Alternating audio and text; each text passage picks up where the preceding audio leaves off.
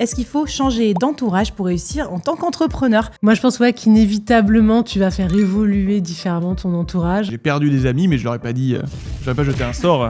Tu pars pas sur ton tunnel de vente, non, quand t'es en apéro avec tes potes ? Pas de chiffre d'affaires, surtout pas chiffre d'affaires. Ce qu'on dit aussi, c'est n'envoie plus de messages et tu verras qui t'en envoie. Comment filtrer ses amis version Shones ? C'est pas le je serai ami parce que tu es suivi, c'est plus on fait des choses ensemble. Tu me diras quand même ton nombre de followers, on verra après. Non, je rigole. Alors, est-ce qu'il faut dater un entrepreneur ? Quoi, tu préfères le lancement versus Evergreen ? Ah putain, je suis dégoûtée. Moi, j'ai préféré toujours avoir quelqu'un qui était pas dans mon domaine. Quand j'étais tout seul, je faisais genre 7h, 22h, mais je brassais de l'air à balle, quoi. Je sais pas, quand t'as 2 entrepreneurs dans une boîte en croissance, ce que ça donne, en fait. Enfin, nous, on avait des enfants. Qui s'occupe des enfants, du coup, ce soir ? Et ça a été vraiment très dangereux.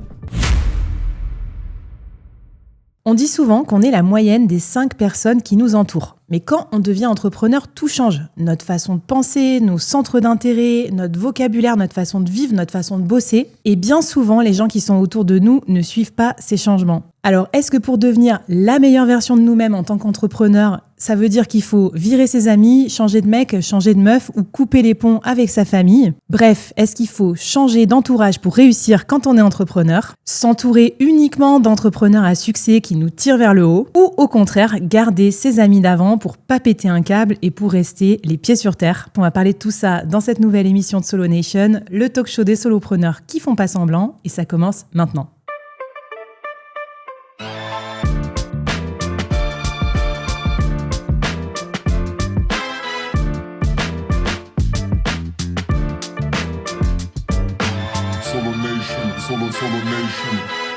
Allez les amis, c'est parti pour cette émission. Merci beaucoup de me retrouver sur ce plateau. Hyper contente de vous accueillir. Et pour vous découvrir, peut-être que certains ne vous connaissent pas encore, on va poser la question qui tue. On ira direct sur le React, c'est parti. Est-ce qu'il faut changer d'entourage pour réussir en tant qu'entrepreneur ? Tatatin, allez Shones, t'es à ma droite, on commence par toi. Ça fait longtemps que je t'ai pas cuisiné, torturé. Comment ça va ? Ça va. Et s'il y a des amis qui écoutent, ils sont foutus. Hein. Est-ce qu'il faut changer d'entourage ? Pas du tout. Bon, moi, je vais être assez franc avec ça. Hein. Je pense qu'il y a plusieurs cases en fait, qui sont importantes. Et même, je dirais qu'il y a presque pas tant que ça de théorie. C'est-à-dire qu'il ne faut pas théoriser cette chose-là parce que l'amitié, c'est quelque chose d'assez sincère et émotionnel. On ne choisit pas ses amis, on va dire. Et il y a quand même un accord humain. Et donc, il faut aussi dissocier ceux qui sont... en fait, d'où provient l'amitié ? Est-ce qu'elle provient, par exemple, de l'école ? Est-ce qu'elle provient d'un club qu'on a en commun ? Est-ce qu'elle provient du travail, dans le cadre de collègues de travail ? Et à partir de là, une fois qu'on a un socle clair, oui, on peut avoir des collègues du travail qui partagent les mêmes intérêts que nous. Et oui, c'est sûr que si on change complètement d'activité, on aura moins d'atomes crochus avec eux parce que c'était ce qui nous reliait. Donc voilà, un peu définir d'où on provient, je pense que c'est la première base. Ok, donc toi, t'es le gars loyal, quoi. T'as gardé tes amis d'avant. Ouais, ou pas si j'avais moins de connexion avec eux. Ça arrivait que j'ai perdu des amis, mais je leur ai pas dit, je leur ai pas jeté un sort, tu n'es plus mon ami, mais juste, voilà, on a tous de l'expérience d'une manière ou d'une autre, et au bout d'un moment, on se dit, j'ai moins d'atomes crochés avec cette personne, et même l'autre personne le comprend, sans qu'on se dise les choses, et on se parle moins, et c'est ok. Alors Claire, on s'est rencontrés à Nantes, dans ma nouvelle ville, quand je me créais un nouvel entourage, en fait, parce que toi, t'es solopreneur aussi là-bas. Qu'est-ce que t'en penses ? Est-ce qu'il faut changer d'entourage pour réussir en entrepreneur ? Moi, je pense qu'inévitablement, tu vas faire évoluer différemment ton entourage. L'entrepreneuriat, c'est comme plein de sujets. Tu dois tellement pousser la chose, tellement pousser un peu ton identité que tu as besoin finalement un peu d'une équipe, d'une crew pour être un peu avec toi là-dessus. Et forcément, du coup, les journées font que 24 heures, tu vois. Donc forcément, ça va empiéter sur certaines autres amitiés qui perdront un peu donc oui, faire évoluer. Après moi j'ai encore des amis de lycée, mais ouais, faire évoluer parce que je crois que t'en as besoin. C'est trop dur pour le faire tout seul dans son coin. T'as besoin de partager, tu cherches un entourage qui te soutienne, donc exactement, et qui te comprennent. Adrien, toi t'as quand même grave changé de vie entre pâtissier et maintenant entrepreneur en ligne. Alors, est-ce que tu as gardé le même entourage ? Raconte-nous un peu.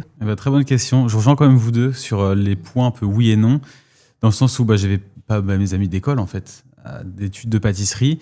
Et du coup, vu que j'ai complètement changé d'activité, mes envies, aussi mes activités, vraiment, elles ont changé autour de ça. On va dire que pareil, les amis, ça évolue avec ton activité et ton parcours.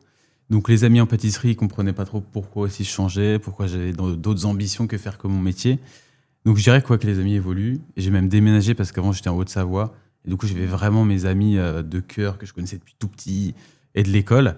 Et je dis, vas-y, je déménage aussi à Paris. Tu t'es déraciné, ça fera du pour nettoyage aussi. Le mot nettoyer.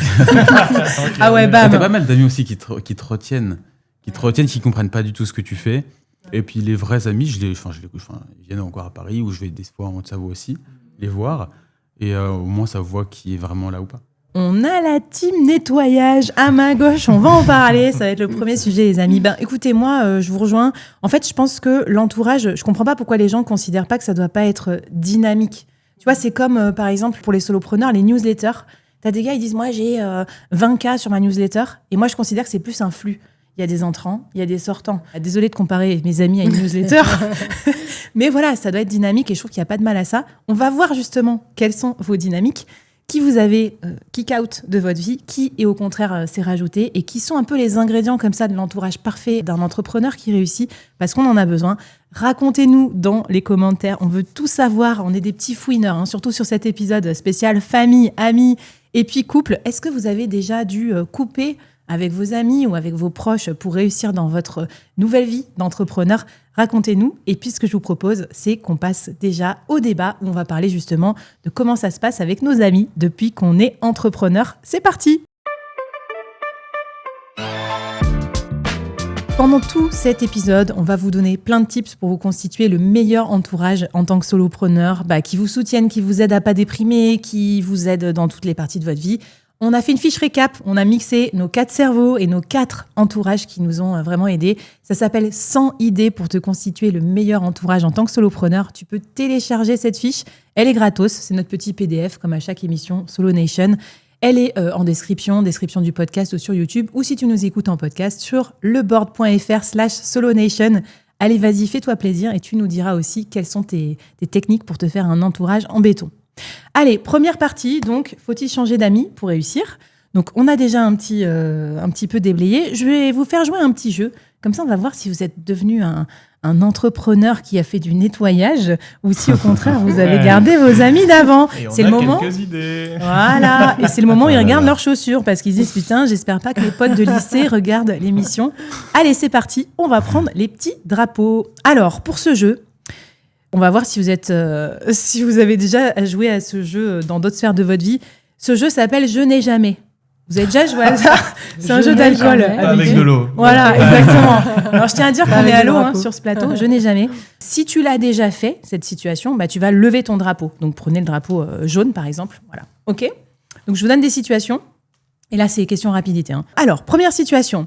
Je n'ai jamais parlé business, même pendant les apéros entre potes.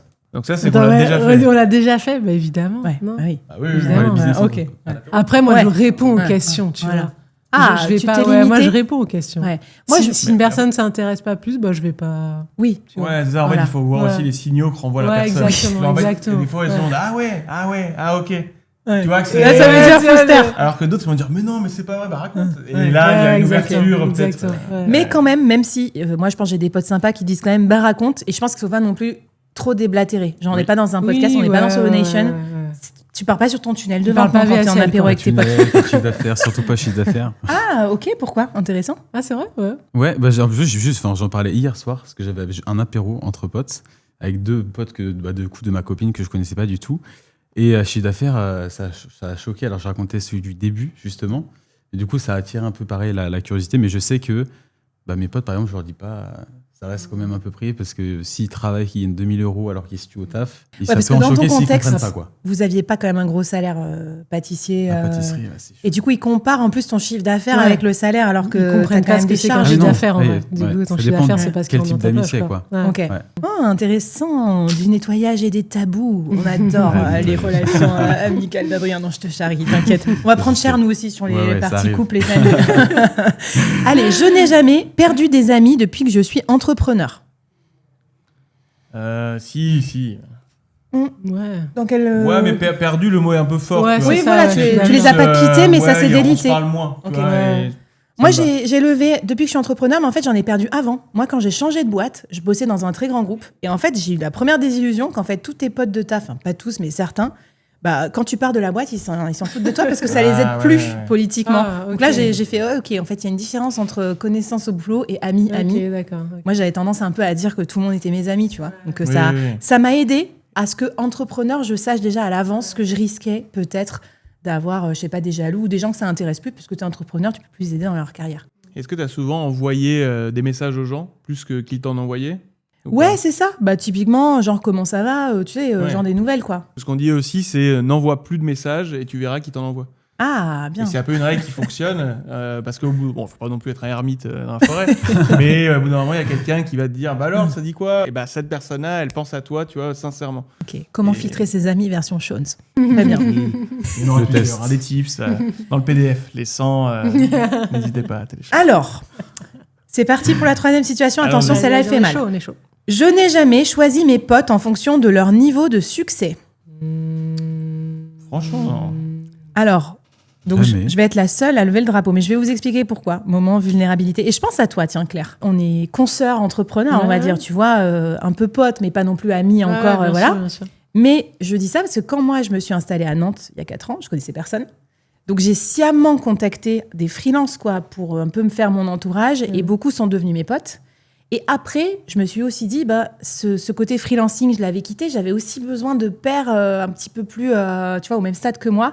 Donc, c'est pas vraiment des potes, mais disons que j'ai commencé à sciemment me constituer un entourage, avec vous, par exemple, de personnes à un certain niveau. Et j'aime pas dire niveau de succès, parce que c'est débile, mais au moins même niveau de problématique, tu vois, business, pour me sentir moins seule et pour avoir des pairs. Donc, on va dire des pairs plutôt que des potes. Je comprends ce que tu veux dire. Par contre, il y a par intérêt. Il y a pas ce côté choisir, voilà, mais c'est finalement se rapprocher parce que tu as envie d'élever ton entourage, quoi, tu vois. Ouais, exactement. Et puis après, ça prend pas. Toi, si ça avait pas. Par contre, j'ai pas dit à mes potes, t'es trop un loser, je te fréquente plus, tu vois. Ouais. Voilà, pas du tout. Ouais, mais choisir ses amitiés liées à, par exemple, l'influence, le nombre de followers, les chiffres d'affaires, etc., je trouve que c'est un peu dur. Mais en revanche, faire du business avec des gens parce qu'ils ont un statut qui correspond aux règles de ce jeu. C'est ce que tu as pris l'exemple, j'allais rebondir dessus. Mais par exemple, ici, c'est parce qu'on fait une activité qui soit génère, soit est suivie. Et c'est OK d'en parler parce que ça peut inspirer des gens qui aimeraient bien aussi arriver à ça. Et dans ce cas-là, je trouve que c'est vachement bien de se réunir. Mais pour moi, on n'a pas choisi une amitié. C'est plus, on fait du business, on crée des contenus ensemble, etc. Déjà, tu peux faire du business et après, si ça devient tes amis, voilà. Mais l'amitié, déjà, se décrète pas. Donc, ça commence par je serai s'entourer. ami parce que tu es suivi. C'est plus, on fait des choses ensemble. Enfin, tu me diras quand même ton nombre de followers, on verra après. Non, je rigole. Pas du tout. Moi, je suis comme ça par rapport à vous. En plus, vous allez m'éjecter du plateau. Tu me faire éjecter de ma propre émission. Alors, nous qui venons à toi ici. 4e situation. Je ne me suis jamais cachée pour bosser pendant les vacances ou un week-end entre amis. Je ne me suis jamais... Non, j'ai bossé, mais T'as je bossé me suis sans pas cachée. Moi, j'avoue, je me suis un peu cachée. J'ai dit un peu, j'ai un peu de... Non, mais je savais que j'allais avoir des réflexions un peu. Où j'étais là un peu... eux, ils faisaient leur sieste. Moi, je me suis un peu... Disons que je me suis un peu isolée. Voilà. Ok. Donc, tu trouves des excuses pour bosser. Oui. Moi, je faisais souvent ça. C'était un défaut quand même. De chaque fois, il y avait des week-ends ou des soirées. J'étais là en mode, je ferais une excuse et j'ai bossé. Ah ouais. Ça, au bout d'un moment, quand même... pour éviter la soirée, c'est ça? Évolué. Ah ouais, ok, d'accord. Pas plus tard que cet été, j'avais 2 semaines avec des copains et il y avait 3 demi-journées où je devais stream. Et stream en vacances, il n'y a pas tu te caches. Non, c'est chaud, c'est chaud. Mais en fait, comme workaholic, comme on dit en anglais, mais pas trop beau de travail, en vacances, je sais couper, en fait, ils ne me l'ont pas reproché.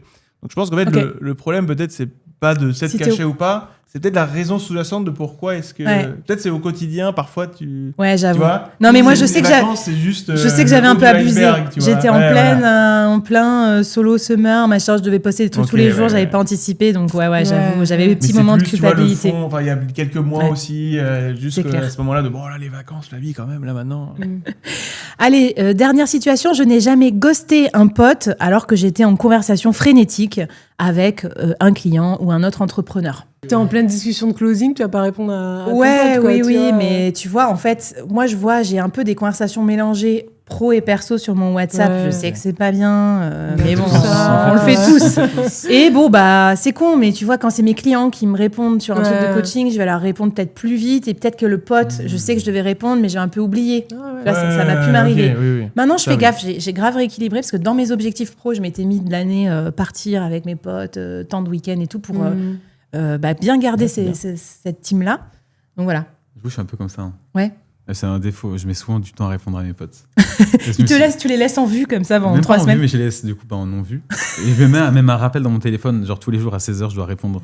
Mais c'est Ouais. trop marrant. c'est Obligé, mignon. sinon j'oublie. Bah ouais, c'est Tu bien. sais que Moi, j'ai Aline, rappelé ma famille, tu vois, j'ai rappelé c'est pas de mal. la famille. Ouais. Ouais. Il y a Ouais. Fabien Olicard qui est un peu comme ça. Il avait parlé de son problème, justement, parfois être très rigoureux sur les messages. Genre, il déteste être sur ses mails et tout.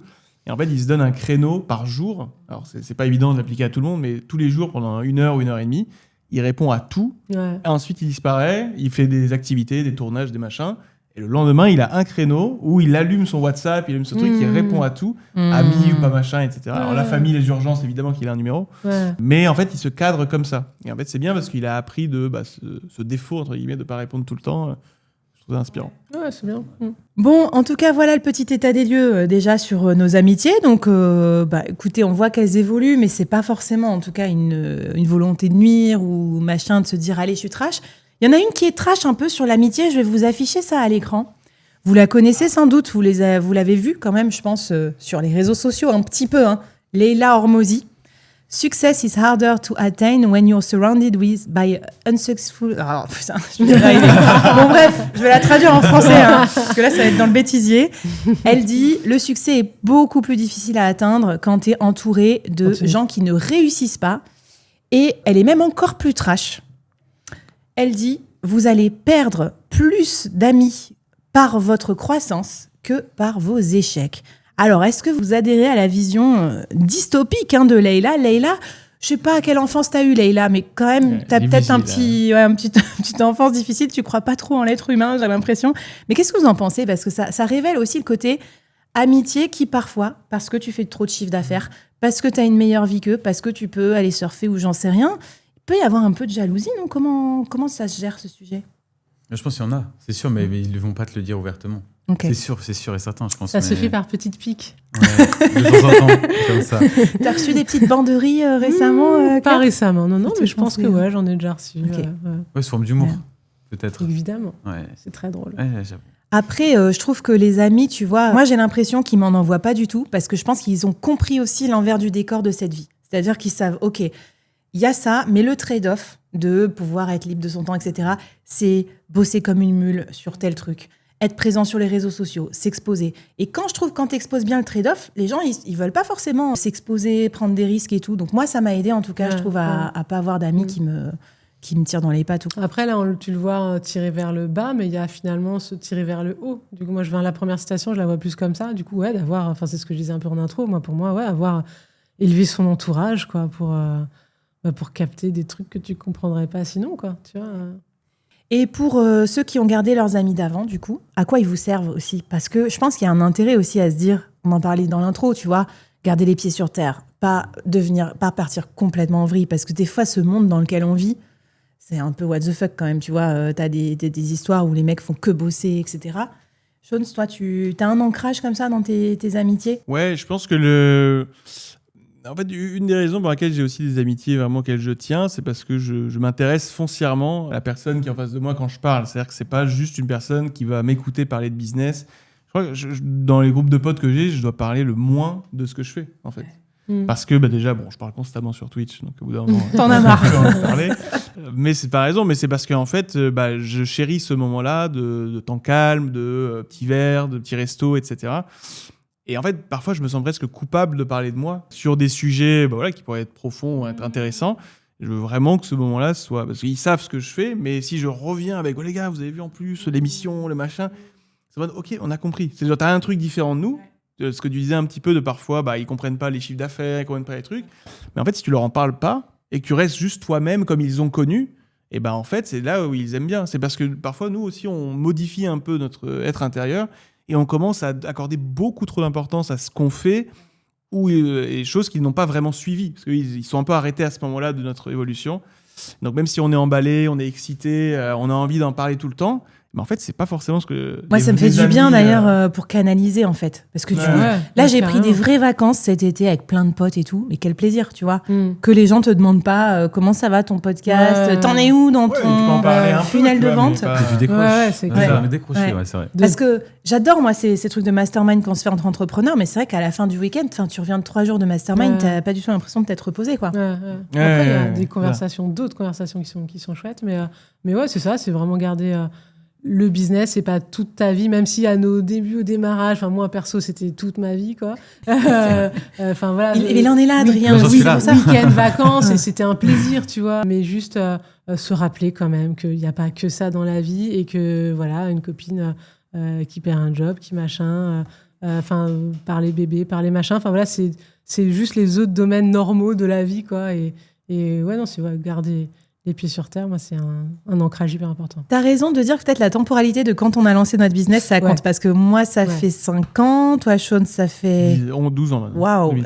Toi, Claire, 7 ans 5, 6, 7, je sais plus. Et toi, tu viens un peu de te lancer. Enfin, ça fait 1 an, quoi. Ouais. Donc, toi, t'es dans cette phase où, moi, je me rappelle, au début, j'en ai rien à foutre des week-ends, des soirées. J'avais envie de bosser tout le temps. Ouais, c'est ça. T'as envie de bosser tout le temps. C'est le cas. Après, je commence à de plus en plus me dire, vas-y, faut que maintenant, j'en arrive à prendre mes week-ends. Ouais.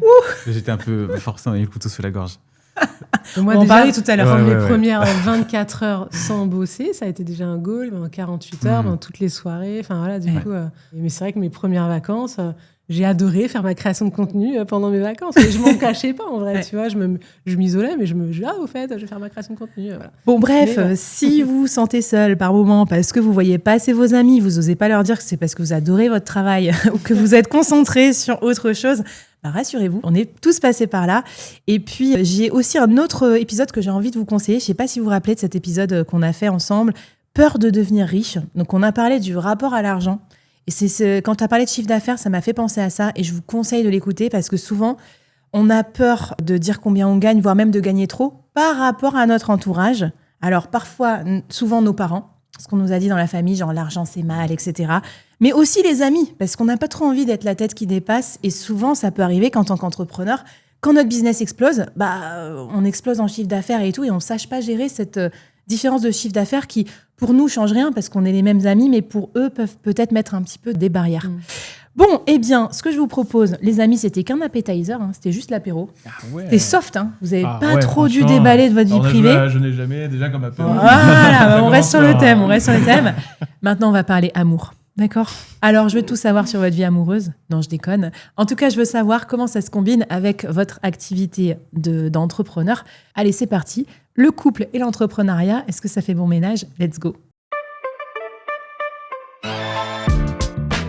Alors, est-ce qu'il faut dater un entrepreneur ? On va faire un petit tour de table sur l'amour pour savoir si voilà ça... C'est plus simple ou si au contraire, vaut mieux dater quelqu'un qui n'a aucun rapport avec votre environnement professionnel. En fait, je vais faire la même intro que sur la première question. C'est que, encore une fois, il ne faut pas théoriser ça. C'est la réponse que je donne. On est... Théorie. Voilà, non mais on est tous pas en couple. T'es pas allé sur un site de rencontre spécial entrepreneur, par exemple. Tu laisses le hasard faire. Mais je suis sûre que ça existe. Ça s'appelle un mastermind. Putain, vas-y, Adrien. C'est donc ça, les masterminds au Baléares. Attends, dis pas ça, mon mec, il va regarder l'émission. Il va plus vouloir que je passe en mastermind. C'est pas du tout. Mais voilà, clairement, pour moi, c'est surtout en plus l'amour. C'est quelque chose que tu ne choisis pas, mais encore plus que l'amitié. On a tous un électrochoc, on voit la bonne personne, que ça se passe bien, etc. Et c'est ensuite qu'on accepte un peu ce qu'elle fait, ce qu'elle représente, parce qu'en soi, on ne définit pas quelqu'un par son travail, mais plus par la personne qu'elle est. Et ensuite, ok, tu fais ça, du coup... Et généralement, ça peut rentrer en compte dans les premières secondes. Quand tu commences à tomber amoureux de quelqu'un, c'est sûr que si elle te dit un truc qui te déplaît, ça va jouer dans le fait que tu vas peut-être pas tomber amoureux. Donc, quoi, tu préfères le lancement versus Evergreen ? Ah, attends, ouais, mais si j'ai pas d'exemple, mais t'en as un. Non, mais de la connexion sur le fond, voilà. effectivement, sur l'être, bien sûr. Oui, mais par contre, après, ça peut garantir ou non la stabilité de ton couple. Et tu pourrais très bien, et c'est plutôt ça, je pense, l'entrepreneur. Évidemment que je pense pas qu'il a un radar en mode t'es pas entrepreneur, tu dégages en boîte de nuit, si tu te rends compte, tu vois, ce serait quand même un peu chelou.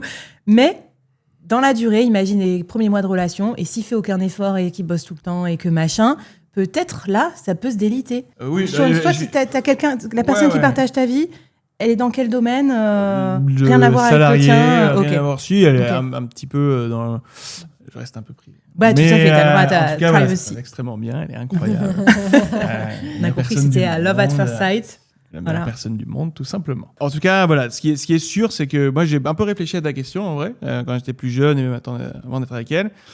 Et moi, j'ai préféré toujours avoir quelqu'un qui n'était pas dans mon domaine. Mais vraiment. Parce qu'en fait, mine de rien, c'est un peu mon petit jardin. Et je pense que pour un couple fonctionne, on cultive chacun nos jardins un peu secrets. Et ensuite, on se retrouve, on vit des choses ensemble. Et comme ça, c'est mon jardin secret, je veux pas qu'en plus, elle soit là parce qu'elle est ailleurs, elle est... Secret, tous les dimanches sur Twitch. Tous les jours en live sur Twitch. Oui, bon, c'est vrai que- Auprès de 20 000 personnes. Non, mais tu vas comprendre. Non, mais c'est mon environnement, il y a mes trucs et tout. Donc, Attends, voilà. tu sais que ça me fait trop rire. Moi, pareil, j'ai un peu le petit format jardin secret. J'aime bien que ce soit mon business. C'est pas pour rien que je suis solopreneur. Et de temps en temps, quand je vois qu'il regarde mes stories, il me dit attends, dans tel podcast, quand t'as dit ça, je me sens un tout petit peu Espionné. trigger, un peu genre. Mais en bien ou pas pourquoi bien je trouve ça cool qu'ils s'intéressent, Ah, mais un ouais. peu en mode pourquoi t'écoutes mon biz, quoi. Enfin, tu vois, ça, c'est marrant, c'est pas mon Ah ouais, persona. d'accord, Mon mec d'accord, est salarié, donc voilà. C'est vrai quand t'as les copines ou que tu vois dans les vues là, Dans des les stories. c'est- Il y a un petit côté Qu'est-ce qu'ils doivent awkward. se dire Ouais, quand ta vie se mélange à ça. Adrien, toi, tu fais partie de la génération, un peu que je vois de temps en temps sur LinkedIn. Ouais, nous, on n'a pas de copines parce qu'on n'a pas que ça à faire. On est dans le hustle. Toi, tu fais, je sais plus, 40 ou 50 000 de chiffre d'affaires par mois. Exact. Donc, est-ce que l'amour vient pas comme un peu une entrave dans ton grind d'entrepreneur? Très intéressant. Justement, je pensais comme ça il y a encore pas si longtemps. Ah, Ouais, il y a encore un an, j'étais vraiment dans la dynamique. Je viens de me séparer, genre de 3 ans de relation. Ok. Et je suis resté vraiment 2 ans. C'est là que j'ai pu lancer mon business parce que je me suis séparé, justement. Mhm. Donc j'avais un peu ce truc revanchard de dire non, il ne faut pas de meuf parce que J'ai pas besoin. j'ai pas besoin. Ça va me freiner dans mon business, alors qu'au final, pas du tout. Pas du tout. Mais, Bon, donc on comprend que t'as trouvé l'amour entre-temps, Ouais. c'est ça? ouais, il y a un an.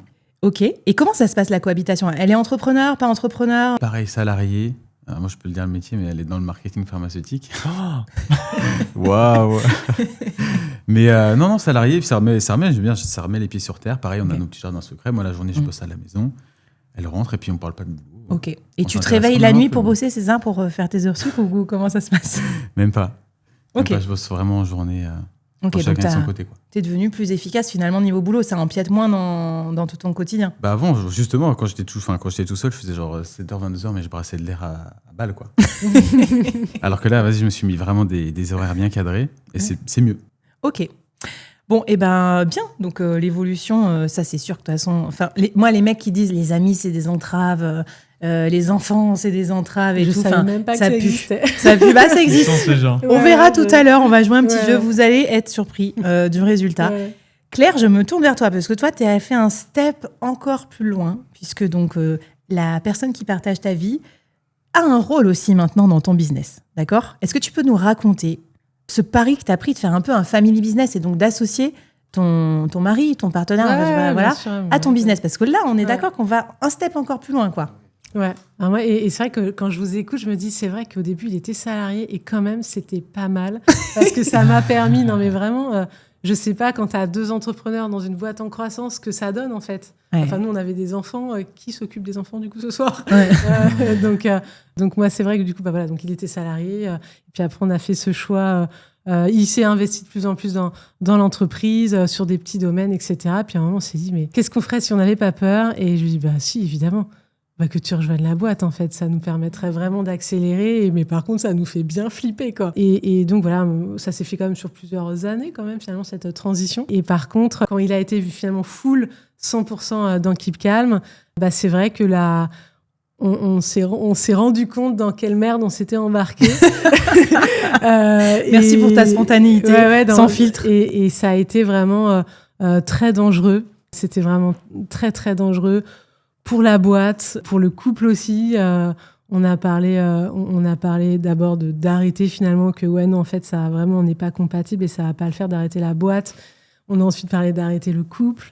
Donc ça a vraiment on a vraiment franchi des abîmes et puis bah finalement quand tu arrives bien au fond, tu te dis bon, OK, qu'est-ce qu'on fait maintenant? Est-ce que c'est juste le moment de se séparer, tout arrêter ou de recommencer, de créer quelque chose de nouveau? Donc c'est le pari qu'on a fait et aujourd'hui vraiment on est plus du tout le même, parce que nous, ça faisait 25 ans qu'on était ensemble. Enfin, ça fait 25 ans aujourd'hui, donc ça fait 22 ou quoi, mais du coup, ça faisait très longtemps. Et c'est vrai que aujourd'hui, du coup, on a vraiment un autre niveau de couple qui se reflète dans la boîte, qui se reflète dans nos vies perso. Et franchement, en vrai, on serait jamais...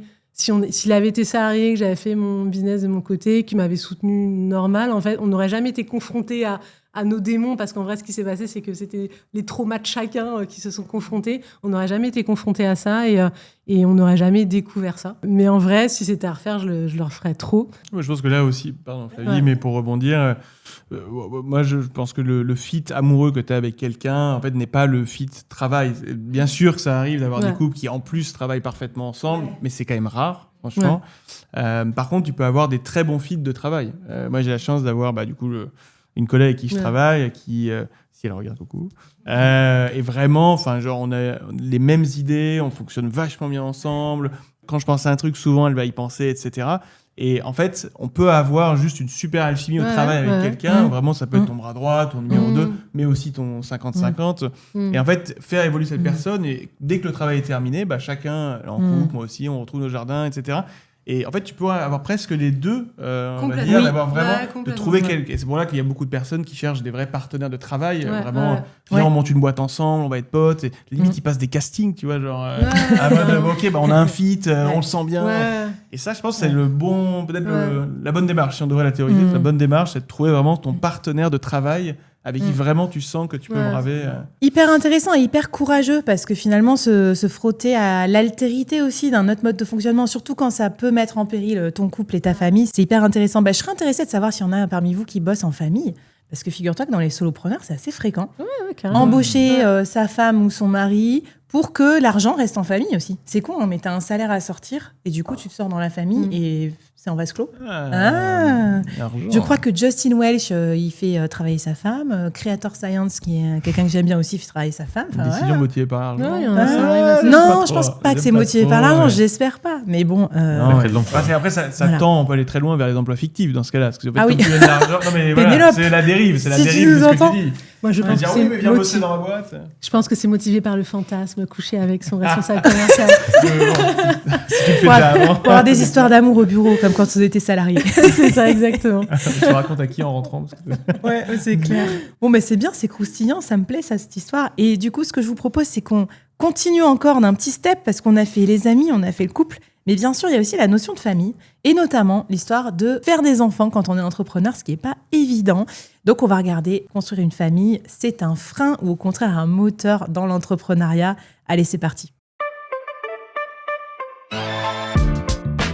Bon alors, construire une famille, frein ou moteur? Cette question me fait rire en soi, mais bon, je sais qu'il y a des gens qui se disent les enfants, ça empêche d'avoir une vie, ça empêche d'être entrepreneur. Et c'est vrai que parfois, quand on se tape des nuits blanches sur nuits blanches, etc., c'est compliqué.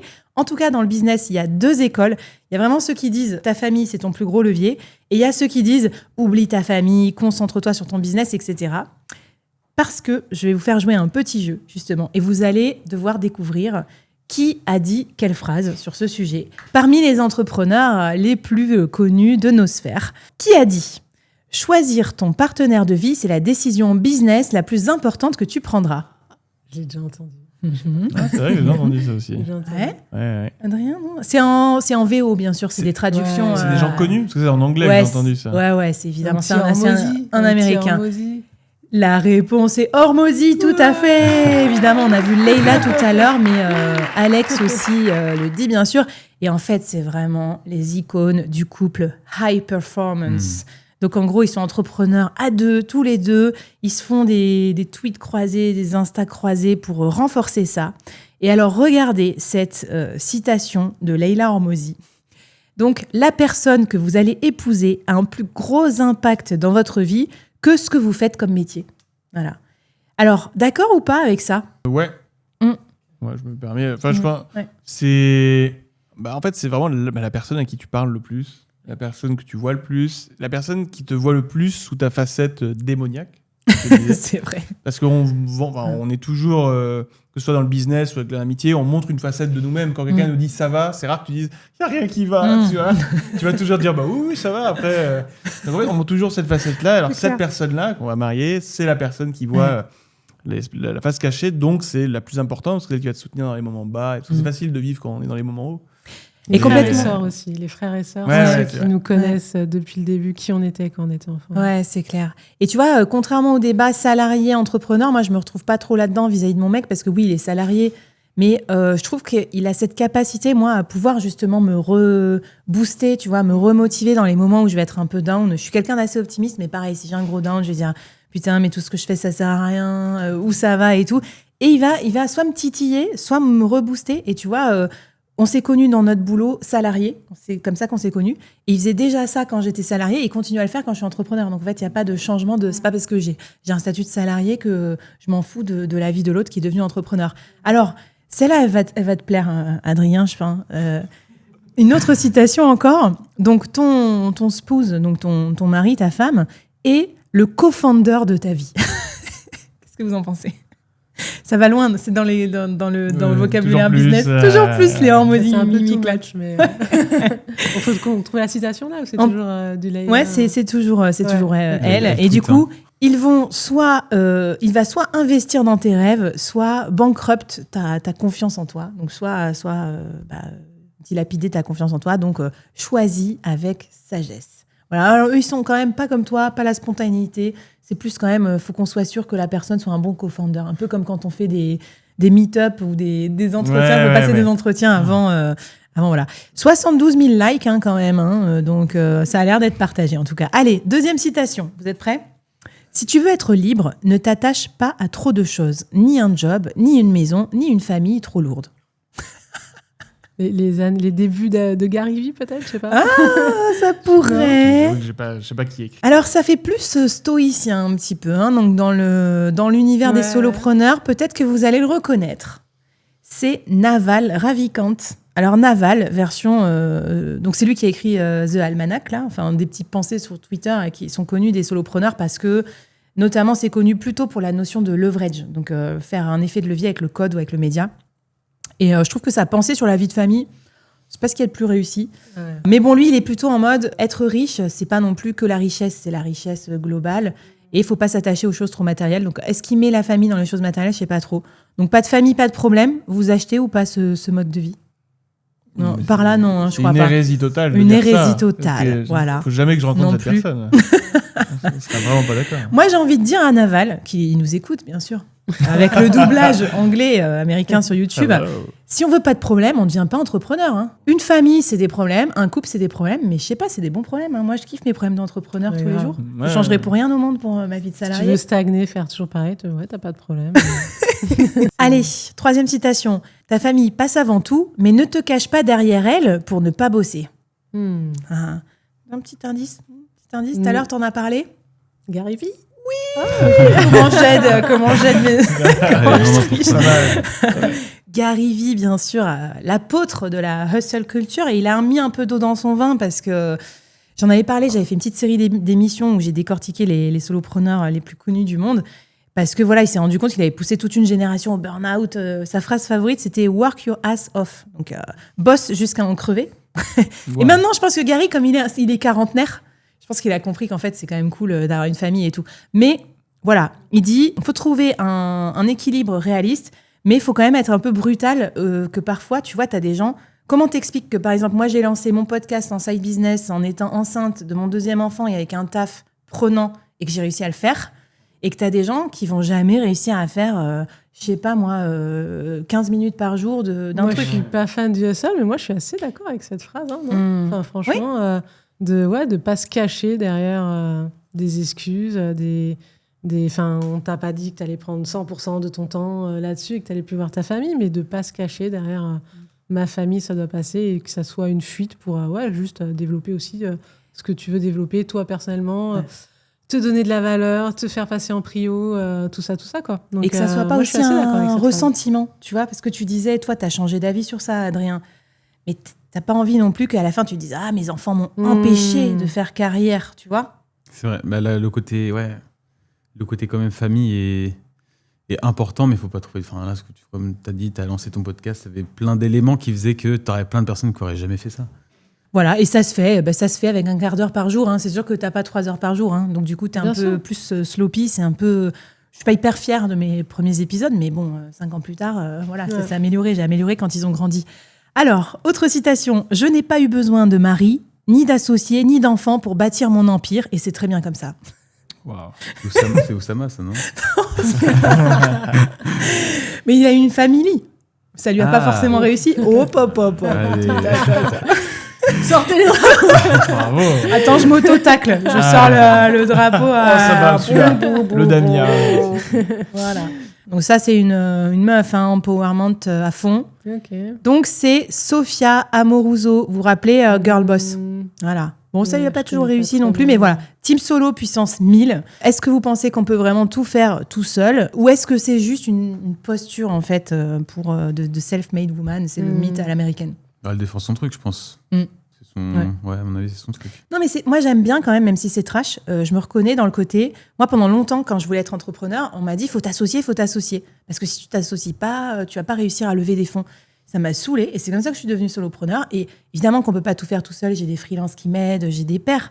Mais quand même, on peut se construire sans mari, sans associé, tu vois. C'est aussi la liberté du monde d'Internet d'aujourd'hui. Bien sûr. Voilà. Donc, en mode chill, quand même, parce que Sophia, elle y va un peu fort. Allez, si ton entourage ne parle pas business à la maison, c'est que t'es dans la mauvaise maison. Oula. Lui aussi. Alors, lui ou elle, Non, je sais lui. pas, hardcore. Donc, c'est qui? Un Américain. C'est le Brunson. Un énorme Américain. Regardez-moi cette photo voilà. de Elon thune Musk. devant un jet, et c'est Grant Cardone. Ah, Alors, il est un Grant peu décrié en plus. Ça à bannir. Donc, faut vivre, dormir, Pareil. respirer business, quoi. Il a Voilà. mis ses enfants. En fait, ça, c'est un truc parfois que je comprends pas trop. C'est que une fois que tu es devenu millionnaire ou multimillionnaire, en fait, pourquoi est-ce que tu veux continuer à autant, tu vois, aller engranger de l'argent c'est à clair. l'infini, tu vois? Et c'est un peu ce que m'inspirent ces personnes-là. C'est-à-dire que, bien sûr, on peut tous avoir une ambition pour pouvoir Pour avoir fuir de l'argent, ta vie de pour être famille de tranquille. merde. Je vois Ouais, que ça. voilà. Non, mais... Au bout d'un moment, quand t'es super riche, bah justement, prends le temps de profiter avec tes proches et c'est fini. En fait, t'as presque fini le jeu un peu du capitalisme, t'as tout ce qu'il faut. Profite avec ta famille. Pourquoi tu veux encore plus les fuir? C'est quoi la fin? Enfin, tu vas pas être enterré avec tes sacs de sous, quoi. Tu En vois. tout cas, Donc, ce que ça, je comprends ton truc où ça bug. En tout cas, ce que je retiens, c'est qu'il y en a une qui a réussi sa vie. Parce que toi, tu dois parler business à la maison, vu que ton mec est dans ton business. Non, justement. Non, Ah, vous justement. faites exprès de... Ouais, justement, ça a été... comment vous faites? Ça a comment été vous faites un vrai truc de venir séparer ça. Donc évidemment, au début, bien sûr. Ouais. Puis tu prends plaisir à ça et c'est cool. Mais au final, la réunion où tu as commencé à débunker un sujet pendant que tu étais en train de couper des poireaux, c'était foireux en fait, tu vois. C'était vraiment foireux. Donc non, on a, je dis pas que ça nous arrive pas, mais vraiment, on a vraiment séparé les sujets. Voilà. Après, dans une même journée, il y a du temps, parce qu'il y a des semaines aussi parfois finalement où les semaines étaient tellement denses, t'arrives le vendredi, on s'est même pas vu, quoi. J'exagère à peine alors qu'on vit et qu'on travaille au même endroit, quoi. Ouais, donc c'est pas forcément la promiscuité, quoi. Vous travaillez sur des sphères séparées, donc voilà, c'est comme ça. au bureau, on exactement. n'est pas tout le temps à bosser ensemble. Mais du coup, voilà, bien séparer les sujets et l'équilibre qui a été à peu près trouvé là, c'est vraiment lié à ça, quoi. Et comment tu définis les règles? Enfin, est-ce que vous avez une discussion en mode on scinde vraiment le pro et le perso? C'est ça. Ok. Aussi simple que ça. Parce qu'une fois, il y a l'un des deux qui dit bon, je pense qu'on ne devrait pas parler de travail, et ça reste dans la tête de l'autre de dire. Non, c'est vraiment. C'est un accord.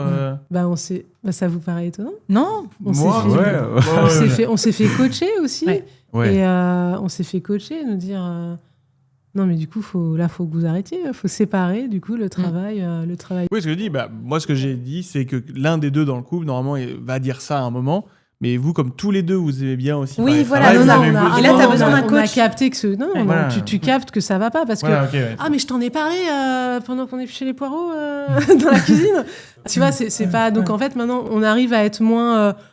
Il y a des fois évidemment où on va se parler business, on va débriefer d'un truc, mais on se met la limite de.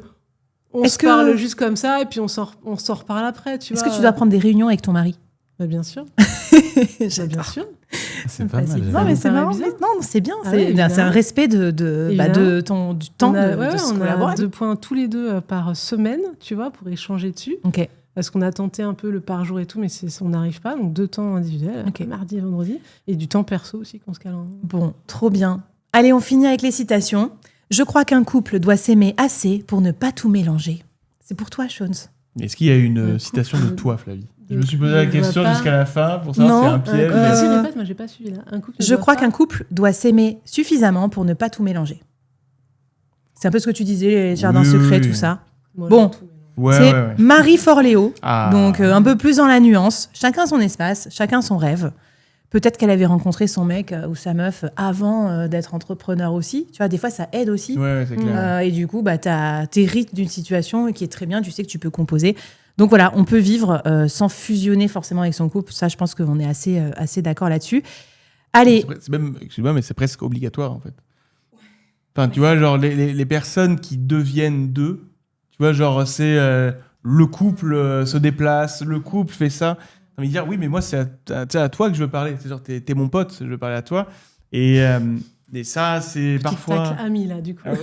mais il y a parfois des personnes, c'est vrai, qui sont beaucoup trop investies dans leur couple. Et du coup, il était très dispo, libre, etc. Et d'un coup, il fait tout à deux. Donc, il vient à deux avec cette personne. Tout doit être pris en compte, etc.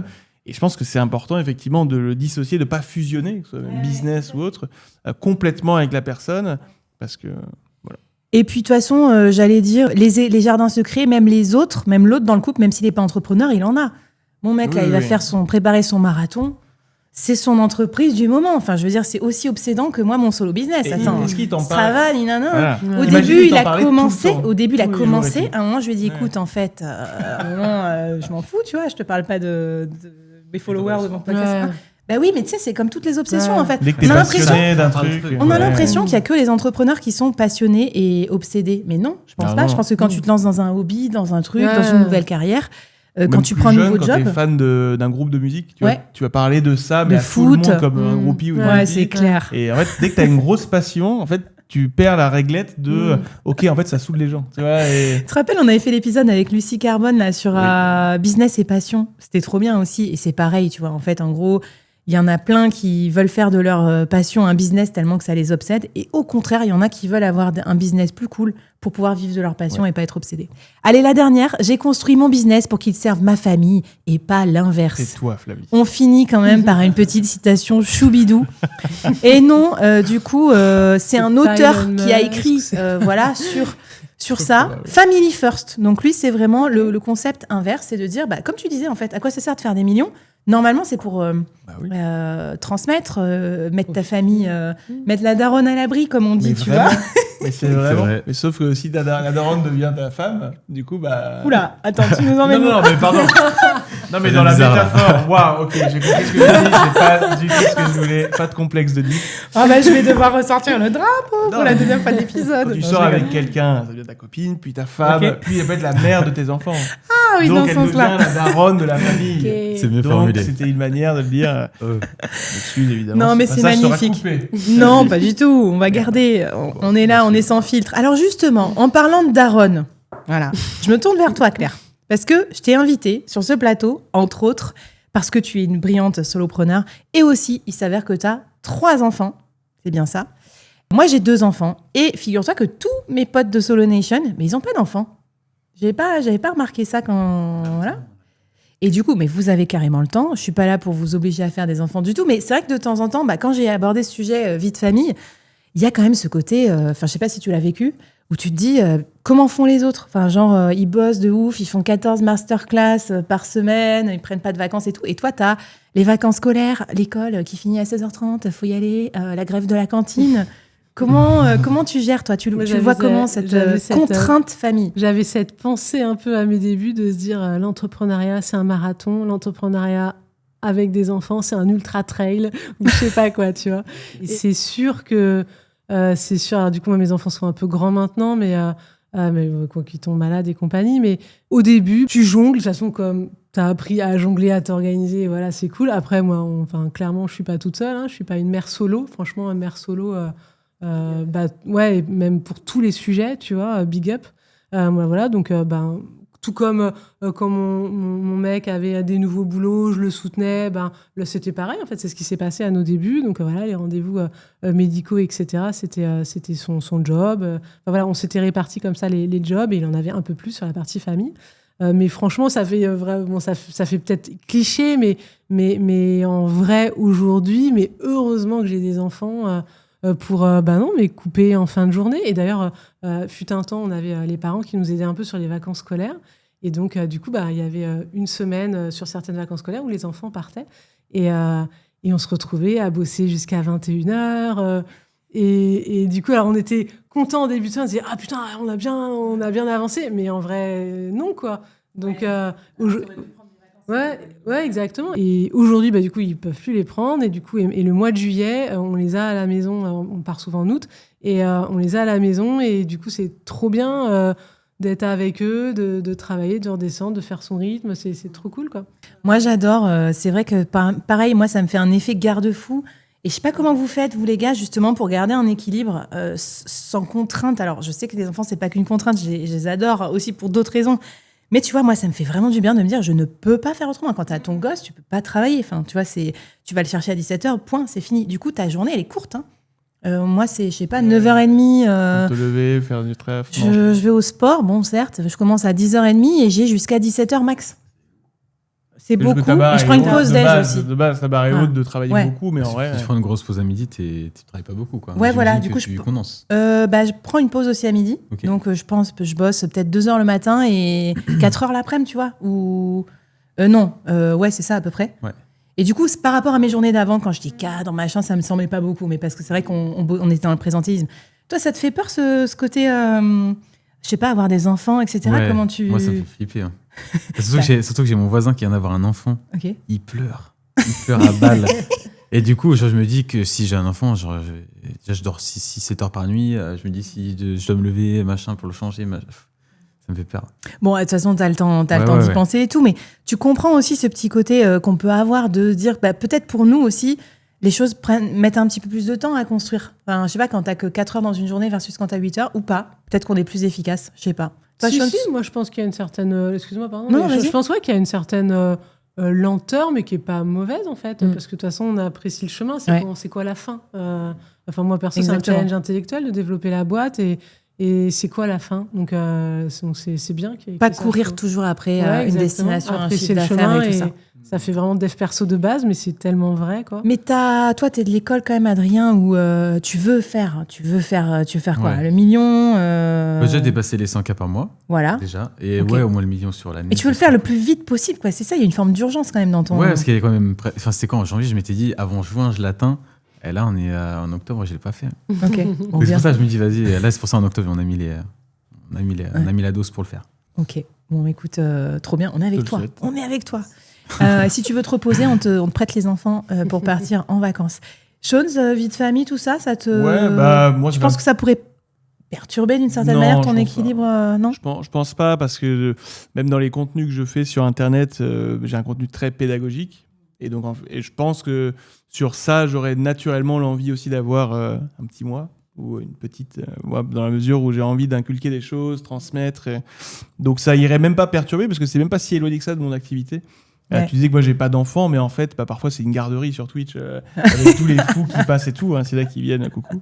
Mais il y a vraiment des fous tout le temps, tous les matins, qui disent des dingueries.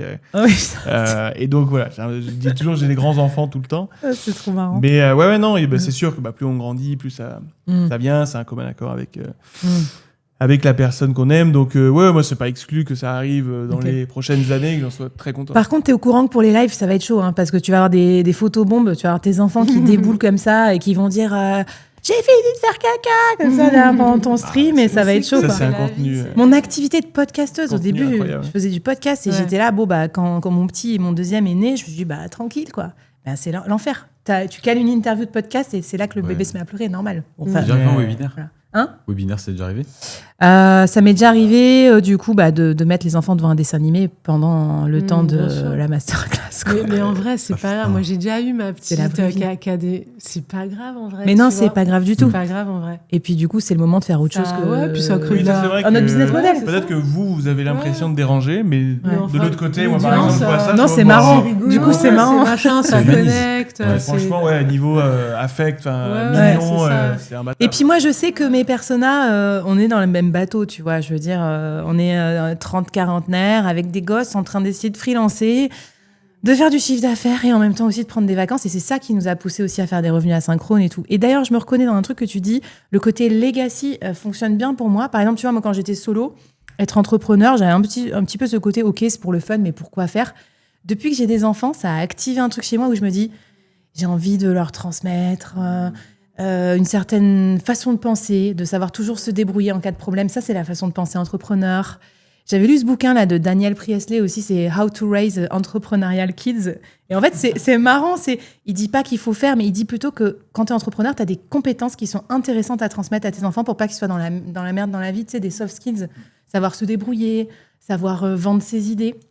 Et ça m'avait beaucoup plu. Et peut-être aussi la legacy financière de me dire, OK, je me fixe des objectifs pour un peu les mettre à l'abri, tu vois. Et je trouve que tu as plus de pouvoir quand tu es entrepreneur sur ce que tu peux gagner et jusqu'où tu mets le curseur. Est-ce que tu es un dingo comme Adrien, tu veux faire les 100K par mois ou plus ou moins ?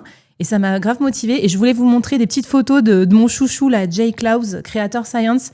Donc regardez, il a eu sa fille et voilà, c'est la parfaite famille américaine, trop mignon, avec les deux petits Golden Retriever. Mallory, sa femme, bosse dans son business. Elle nous envoie des mails parce que c'est elle qui s'occupe de sa communauté. Et il est il était très transparent sur sa vie de daddy, quoi. Et il dit devenir un parent, c'est trop cute, ils sont trop marrants ces Américains. Devenir un parent m'a changé de façon si profonde. Ma définition du succès a changé. Mes modèles de succès ont changé parce que c'est fini la hustle culture, les Hormozy et compagnie quand tu as des enfants.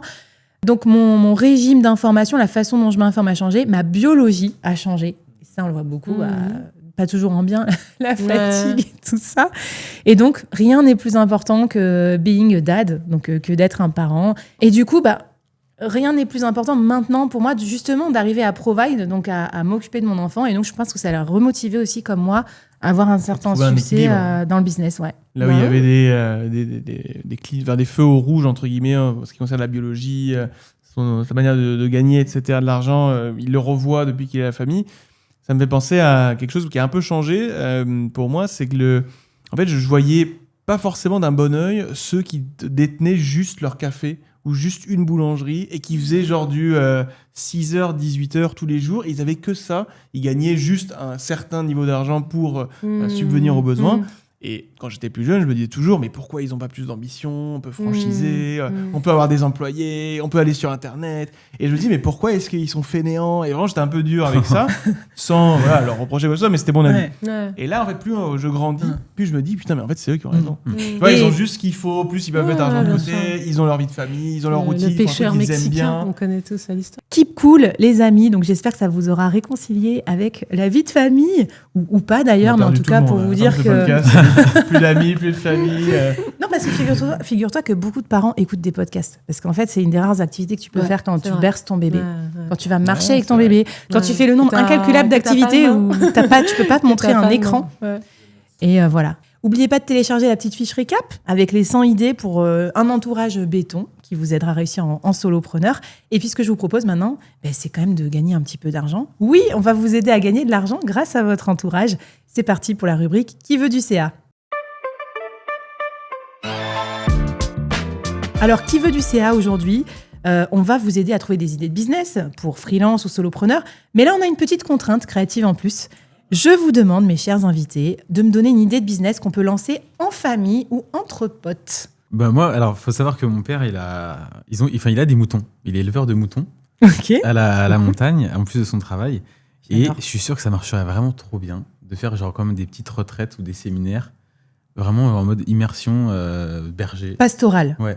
Trop bien. Et je suis sûr que ça marcherait. Parce qu'il y en a de plus en plus qui recherchent le sens.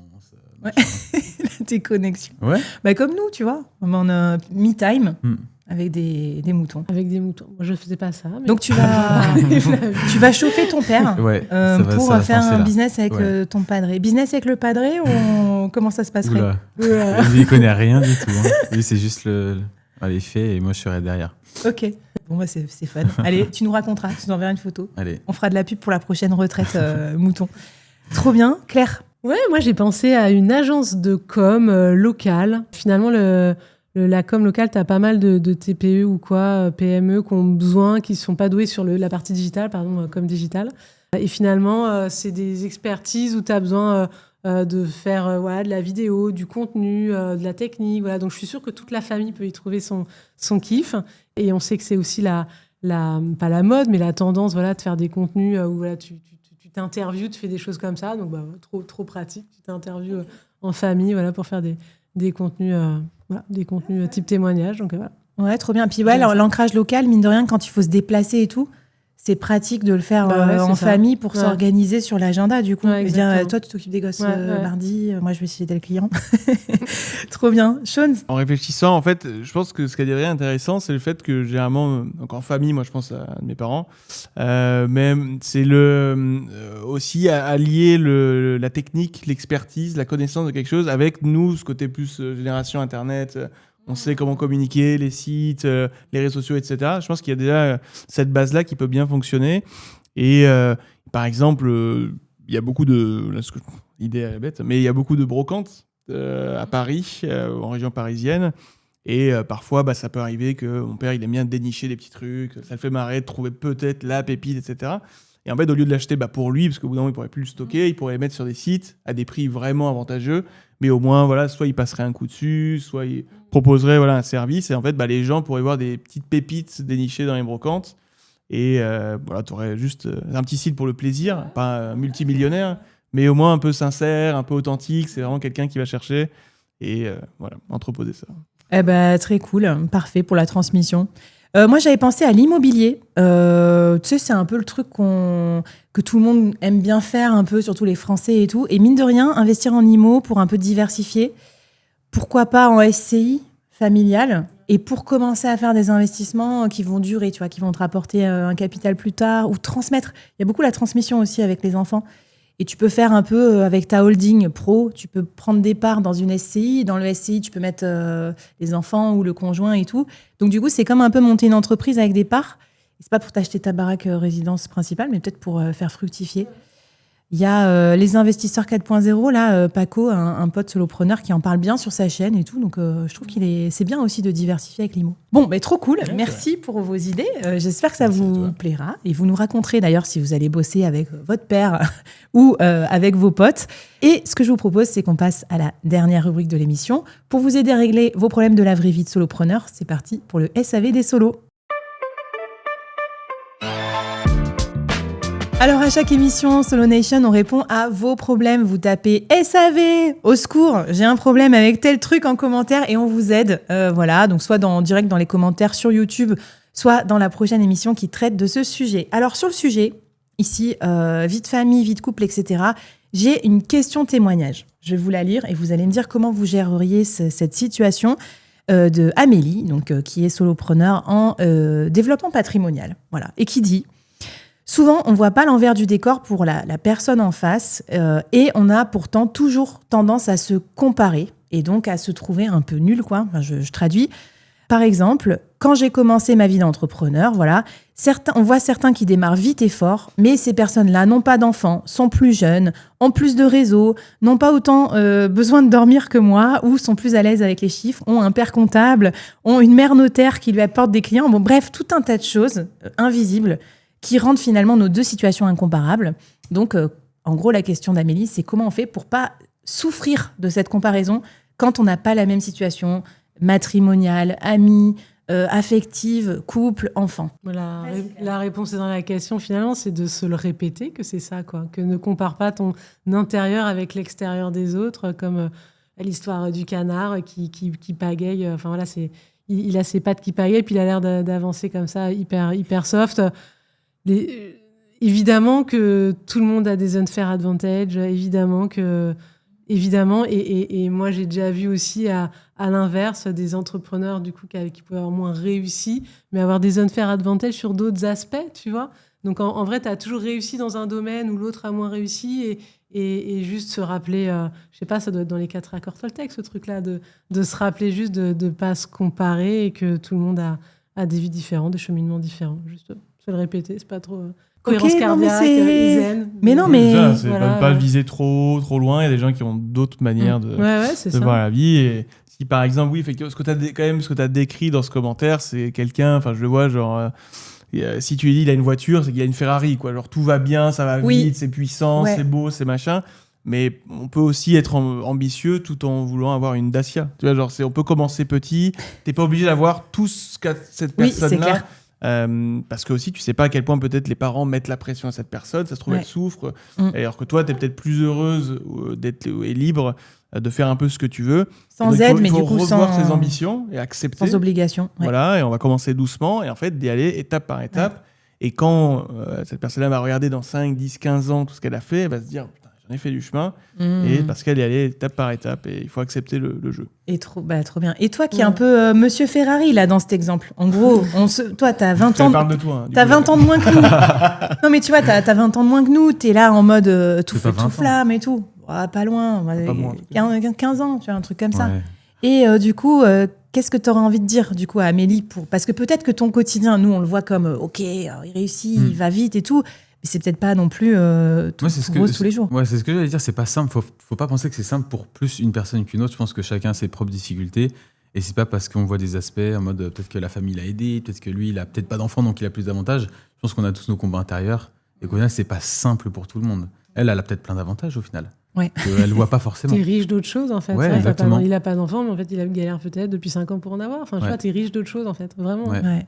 Et moi, je sais pas, je pensais à ça en lisant, je me disais, faut essayer de faire de ces contraintes une force. Tu vois, par exemple, nous, on se dit beaucoup, putain, t'as des gosses et tout, tu peux pas vendre ton temps. Parce que du coup, dès qu'il y a une journée où ils vont pas à la crèche, tu perds de l'argent. Donc moi, je sais que ça a été un moteur de ouf où je me dis, bon, alors attends, j'ai pas trop de temps. Et d'ailleurs, je veux en mettre de moins en moins sur le travail.